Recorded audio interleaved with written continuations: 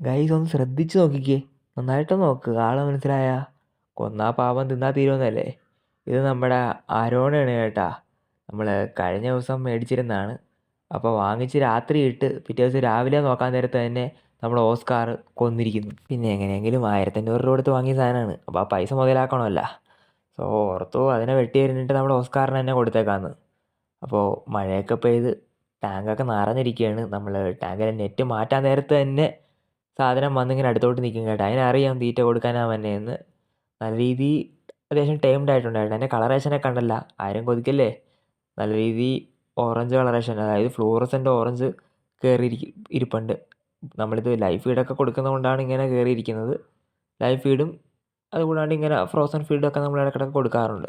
ഇത് കണ്ടിട്ട് നിങ്ങളുടെ കയ്യിലുള്ള ഏത് മീൻ ചത്താലും വെട്ടി എറിഞ്ഞിട്ട് മറ്റ് മോൺസ്റ്റർ ഫിഷുകൾക്ക് കൊടുക്കല്ലേ. അസുഖം വന്നൊക്കെ ചാകുന്നതാണെങ്കിൽ അതിനൊക്കെ വെട്ടി എറിഞ്ഞ് കൊടുത്തു കഴിഞ്ഞാൽ കൊടുക്കുന്ന മീനും കൂടെ ചത്തുപോകും. ഇതിപ്പോൾ ഓസ്കാറെ കൊത്തിക്കൊന്നാന്ന് എനിക്ക് അറിയാവുന്നതുകൊണ്ട് ഞാൻ കൊടുത്താണ്. അപ്പോൾ ഇന്നത്തേക്ക് ഇത്രേ ഉള്ളൂ. ഇതിൻ്റെ അപ്ഡേറ്റിനായിട്ട് നമ്മുടെ വാട്ടർമാൻ്റെ പേജ് ഫോളോ ആക്കാൻ മറക്കല്ലേ.